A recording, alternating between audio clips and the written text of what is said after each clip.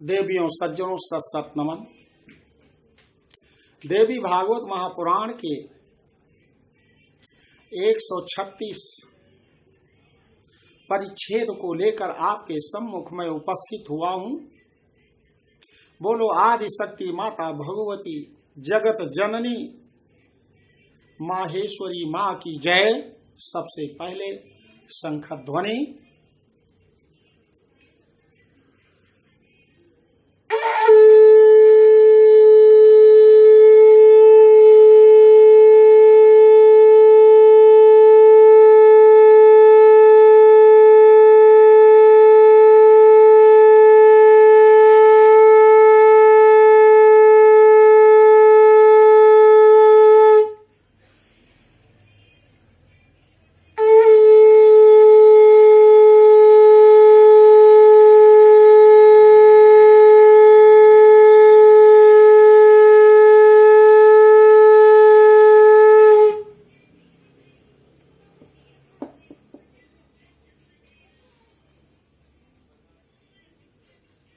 महाराज जनमेजय को मार्कंडेय जी देवी की महिमा बता रहे हैं और कहते हैं, हे राजन, अब आप आगे क्या सुनना चाहते हैं, बताइए। राजोवाच भगवन काहि सा देवी महामायेतियां भवान ब्रवीति कथम उत्पन्ना सा कर्मस्याश्च किं द्विज यत प्रभावा च सा देवी यत स्वरूपा यदुद्भवा तत्सर्वं श्रोतुमिच्छामि त्वत्तो ब्रह्मविदां वर। ऋषिरुवाच नित्ययुषा जगन्मूर्तिस्तनया सर्वमिदं ततां तथापि तत्समुत्पत्तिर्बहुधा श्रूयतां मम देवानां कार्यसिद्ध्यर्थम् आविर्भवति सा यदा उत्पन्नेति तदा लोके सा नित्याप्यभिधीयते योग निद्रां यदा विष्णु जगत् तेक आर्णवई कृते आस्तीर शेषम भजत कल्पान्ते भगवान प्रभु तदा द्वाउ सुरौ घोरौ विख्यातौ मधुकैटभौ विष्णु कर्णमलाद भूतौ हन्तुं ब्राह्मणम् उद्यतौ सानाभि कमले विष्णु स्थितो ब्रह्म प्रजापति दृष्ट्वा ताउ सुरौ चा उग्रौ प्रसुप्तं चा जनार्दनम् तुष्टाउ योग निद्राम ताम एकाग्रहृदय स्थितः विबोधन अर्थाय हरेर हरिनेत्र कृतालयां विश्वेश्वरीं जगद्धात्रीं स्थिति संहार कारणीं निद्रां भगवतीं विष्णोर्तुलां तेजसा प्रभो। ब्रह्मोवाच त्वं स्वाहा त्वं स्वधा त्वं हि वषट्कारा स्वरात्मिका सुधा त्वमक्षरे नित्ये त्रिधा मात्रात्मिका स्थिता अर्धमात्रा स्थिता नित्या यानुच्चार्या विशेषतः त्वमेव संध्या सावित्री त्वं देवी जननी परा त्वयेतद्धार्यते विश्वं त्वयेतत् सृज्यते जगात् त्वयेतत् पाल्यते देवी त्वमत्स्यन्ते च सर्वदा विसृष्टौ सृष्टिरूपा त्वं स्थितिरूपा च पालने तथा संहृतिरूपान्ते जगतोऽस्य जगन्मये महाविद्या महामाया महामेधा महास्मृति महामोहा च भगवती महादेवी महासुरी प्रकृतिस्त्वं च सर्वस्य गुणत्रय विभाविनी कालरात्रिर्महारात्रिर्मोहरात्रिश्च दारुणा त्वं श्रीस्त्वं ईश्वरी त्वं ह्रीस्त्वं बुद्धिर्बोधलक्षणा लज्जा पुष्टिस्तथा तुष्टिस्त्वं शांति क्षान्तिरेव च खड्गिनी शूलिनी घोरा गदनी चक्रिणी तथा शंखिनी चापिनी बाण भुसुंडी परिघायुधा सौम्या सौम्य तराशेष सौम्य अभ्यस्तो अति सुंदरी परा पराणाम परमा तुमेव परमेश्वरी यच्च किंचित क्वचिद वस्तु सद सद अखिलात्मिके तस्य सर्वस्य या शक्ति सा त्वं किमिस्तूयसे तदा यया त्वया जगत स्रष्टा जगत पात्यति यो जगत सोऽपि निद्रावसमनीता कस्त्वां स्तोतुमिहेश्वरः विष्णु शरीर ग्रहणम अहमीशान एव च करितास्ते यतो अतस्त्वां काहि स्तोतुं शक्तिमान् भवेत् सा त्वमित्थं प्रभावै स्वैर्दारैर्देवी संस्तुता मोहितो दुराधर्षाौ सुरौ मधुकैटभौ प्रबोधं च जगत् स्वामी नियतामच्युतो लघु बोधश्च क्रियेतामसे हन्तुमेतौ महासुरौ ऋषिरुवाच एवमिस्तुता तदा देवी तामसी तत्र वेधसा विष्णु प्रबोधन अर्थाय निहंतुम मधुकैटभौ नेत्रास्य नासिका बहुहृदये अभ्यस्तथो रसः निर्गम्य दर्शने तस्थौ ब्राह्मणो अव्यक्त जन्मनः उत्तस्थौ च जगन्नाथस्तया मुक्तो जनार्दनः एकारणो अहिष्ये नात्ततः सादादृशे चातौ मधुकैटभौ दुरा आत्मानौ अतिवीर पराक्रमौ क्रोधरक्ते क्षणावत्तुं ब्राह्मणं जनितोद्यमौ समुत्थाय ततस्ताभ्यां युधे भगवान् हरिः पंचवस्त्र सहस्रास्त्राणि बाहु प्रहरणो विभुः तावप्यति बलोन्मत्तौ महामाया विमोहितौ उक्तवन्तौ वरो अस्मत्तौ ब्रियतामिति केशवम्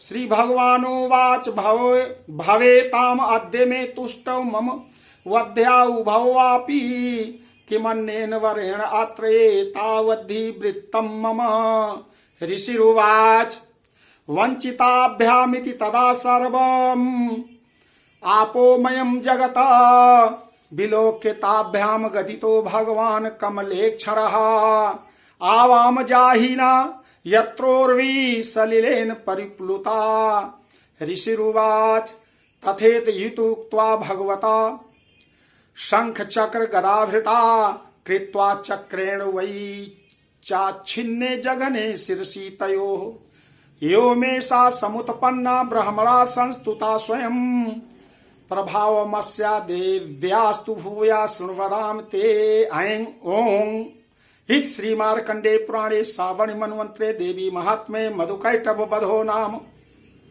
अध्यायः। हे राजन, आप माता भगवती के महिमा का श्रवण कर रहे हैं। वास्तव में माता अंबा नित्य रूपा ही है, नित्य स्वरूपा ही है। संपूर्ण जगत उन्हीं का रूप है। ह्रीं ऐं सर्व जगत व्यापिनीं तामाद्यां विद्यां च धीमहि बुद्धिं यौनः प्रचोदयात्। ह्रीं ऐं सर्व जगत व्यापिनीं तामाद्यां विद्यां च धीमहि बुद्धिं यौनः प्रचोदयात्।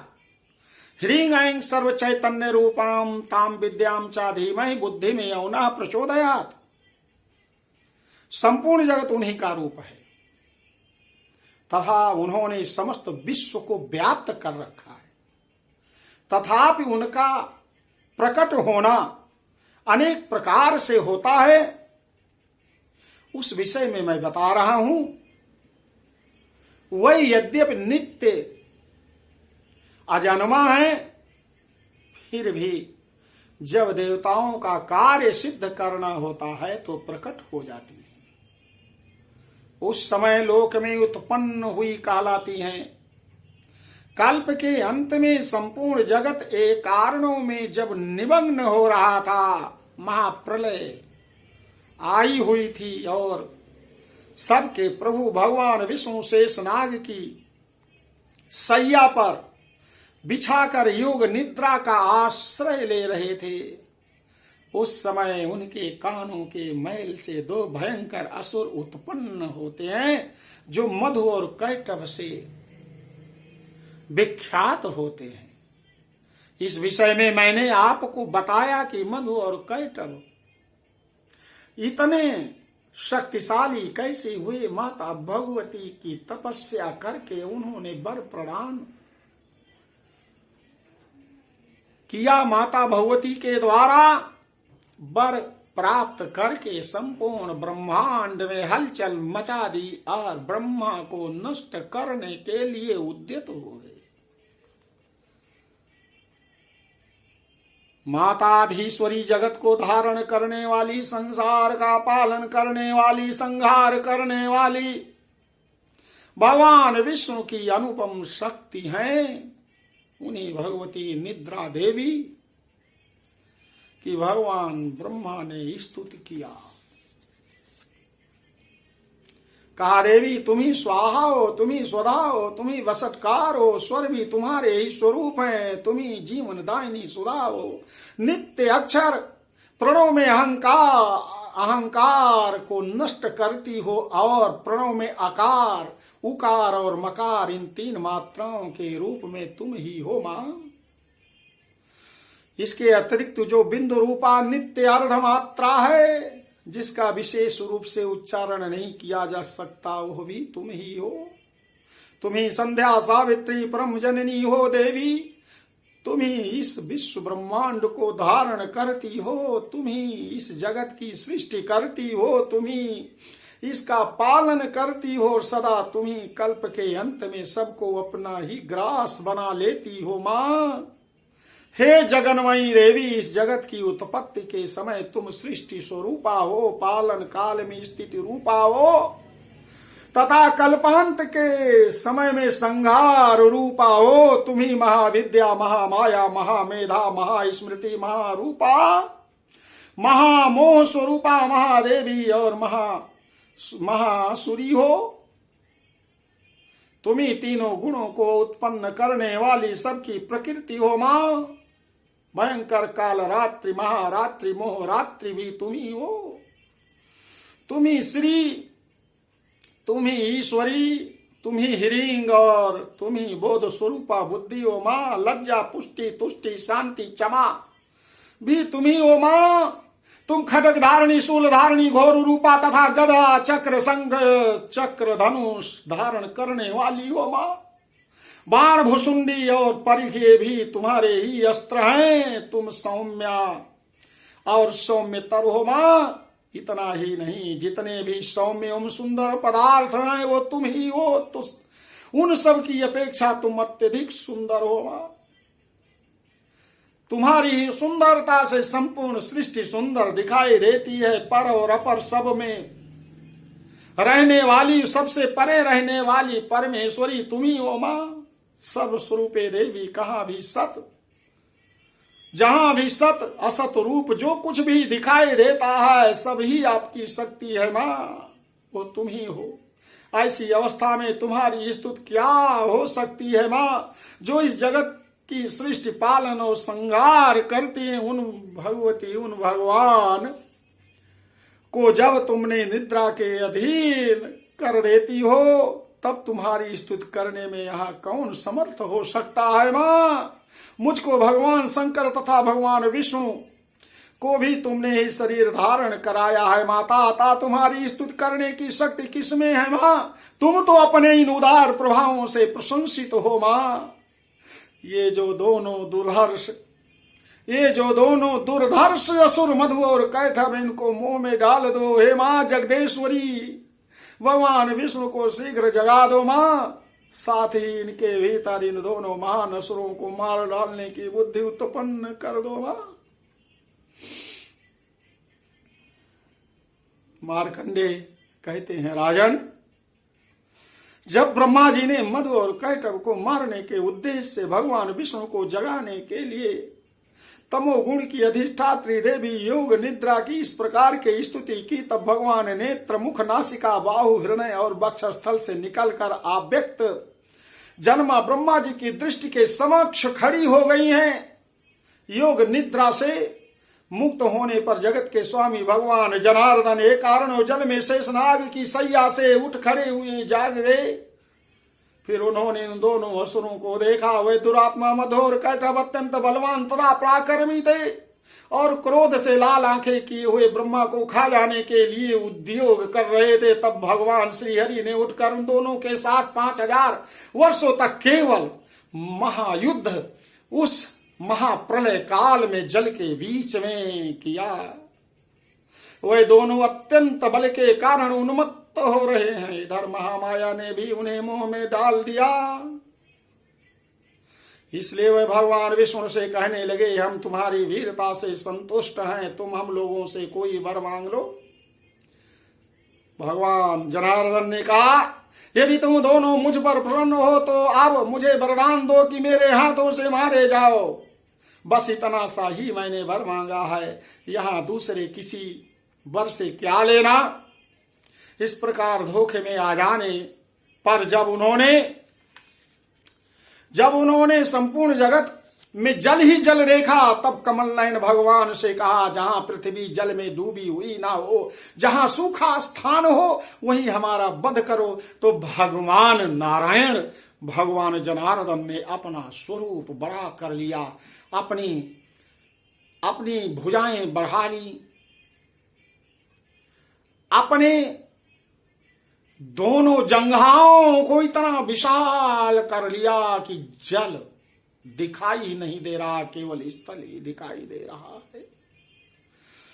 भगवान जनार्दन ने अपने दोनों जंघाओं और पैरों को इतना विशाल कर लिया कि वह जल छिप गया और अपनी जंघा पर कहा कि यहां स्थल ही स्थल है। और चक्र से उन दोनों को अपनी जंघा पर लिटा करके उनके सिर को रेत दिया, काट दिया। संपूर्ण ब्रह्मांड में जल के स्थान पर रक्त की धारा प्रवाहित हो गई। उनका मैदा उसी जल में समाहित हो गया। इसीलिए पृथ्वी माता का एक नाम मेदिनी पड़ गया। ऋषि कहते हैं, उन दोनों असुरों ने तथास्तु कहकर शंख चक्र और गदा धारण करने वाले भगवान के द्वारा मार दिए गए। इस प्रकार ये देवी महामाया ब्रह्मा जी की स्तुति करने पर स्वयं प्रकट हुई थी। इसलिए महाराज जनमेजय, जब देवता लोग पराजित हो जाते हैं, उनको कहीं से आशा नहीं दिखाई देती है, वे निराश हो जाते हैं। उस समय माता भगवती प्रकट हो जाती हैं। यद्यपि वे अजन्मा हैं, उनका जन्म कभी नहीं, वो नित्य कण कण में व्याप्त हैं, फिर भी माता भगवती को जब कोई देवगण अथवा उनके भक्तगण पुकारते हैं तो माता चली आती हैं, प्रकट हो जाती है। माता प्रकट हो जाती है। इसलिए देवियों और सज्जनों, मैंने आपको यह परिच्छेद महाराज सुरथ वैश्य समाधि और मेधा ऋषि के द्वारा माता भगवती की महिमा को सुनाने का प्रयास कर रहा। मेरे इस वीडियो को जन जन तक पहुंचाओ, परम शांति को पाओ, अभाव को भगाओ, विघ्न व्यवधान को हटाओ, अपने परिवार में सुख शांति लाओ और कल्याण की भावना को जगाओ, तभी शांति मिल सकती है। पृथ्वी शांति, क्योंकि माँ ही सब कुछ है। माँ से सभी लोग संतुष्ट होते हैं। घर है, परिवार है, पितर है, देवी देवता है, सब संतुष्ट होते हैं, प्रसन्न होते हैं। इसलिए माँ को भजो, माँ को अपने घर परिवार में लाओ, माँ के साथ बैठ जाओ, माता के रूप को अपने को सुनाओ और माता को जन जन तक पहुंचाओ तथा लोगों से यह बात बताओ और उनके मन में भाव जगाओ कि माता की कृपा के बिना परम पिता परमेश्वर भी कृपा नहीं करेंगे, नहीं करेंगे। इसलिए देवी और सज्जनों, यह देवी भागवत महापुराण जैमिनी महर्षि जैमिनी ऋषि महाराज जनमेजय को सुना रहे और मेधा ऋषि के आश्रम में महाराज सुरथ माता की महिमा को सुन रहे हैं। समाधि नामक वैश्य भी सुन रहा, मार्कंडेय जी सुना रहे हैं। तो इसके आगे की कथा आगे के परिच्छेद में